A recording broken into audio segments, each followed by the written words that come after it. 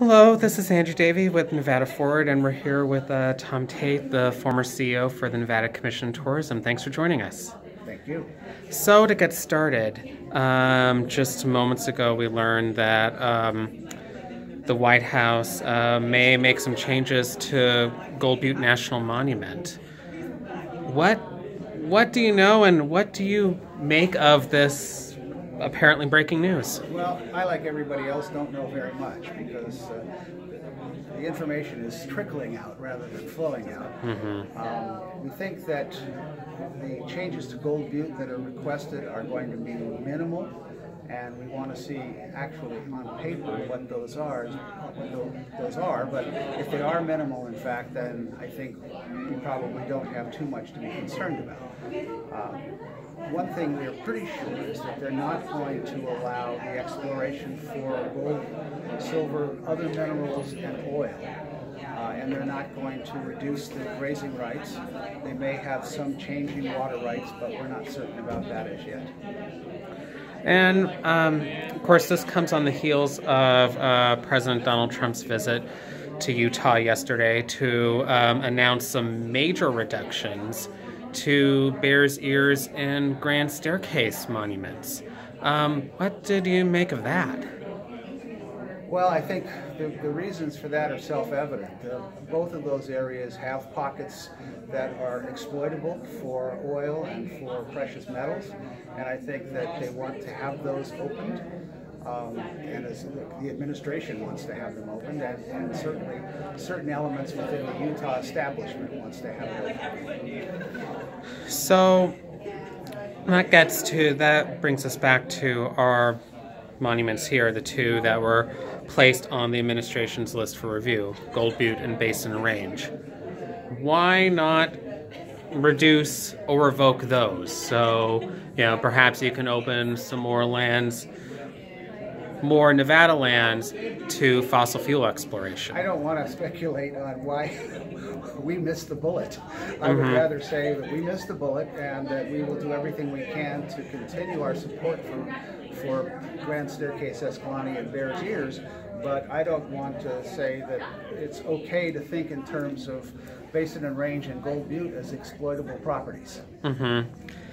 Now, with a background in tourism and economic development, why do you think it's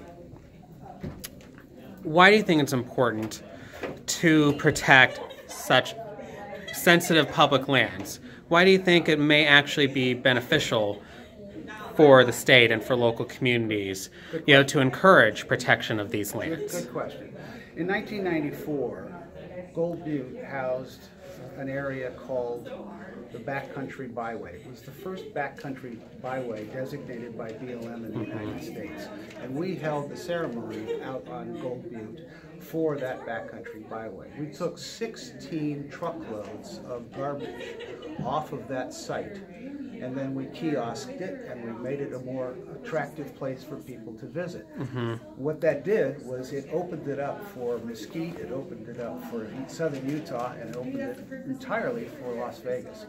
And now we heard from the geologist going out and finding things that don't exist anywhere in the Southwest in that particular geological area is a brilliant testament to the fact that it's now available and protected in its available status. So why do we need these to be national monuments?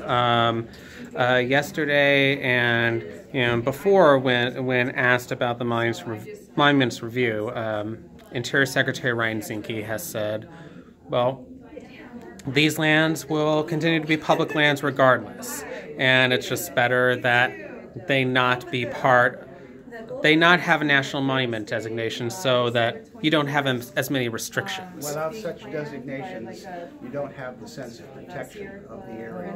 You don't have people watching.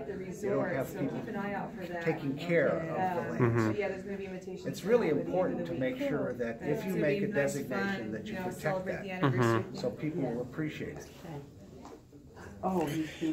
And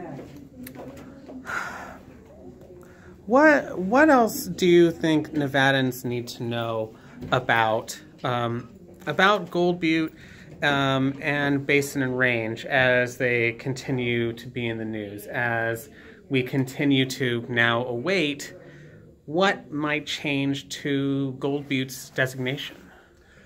Well, I think that aside from the petroglyphs, aside from the geological pristineness, aside from the color, the very nature of the place, and the plant species that are there, and the fauna that is there, it is a remarkable place that's only 60 miles away from one of the largest bed bases in the world. And I think that unto itself says this is another part to the menu, the agenda, the opportunity, the itinerary for people to explore and get to know another part of the United States, a very beautiful and wild part of the United States.